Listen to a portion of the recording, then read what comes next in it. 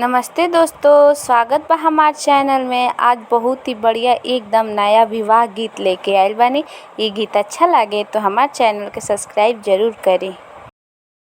अरे तिलक चढ़ा के अइले पापा हो कवनी पापा गाना में गिरेले चितानी। अरे तिलक चढ़ा के अइले चाचा हो कवनी चाचा आंगना में गिरेले चितानी। अरे अपना रसोईया में से बोलेली कवनी बेटी काहे पापा गिर लचितानी। यारी अपन रसोईया में से बोलेली कवनी बेटी काहे चाचा गिरे लचिता।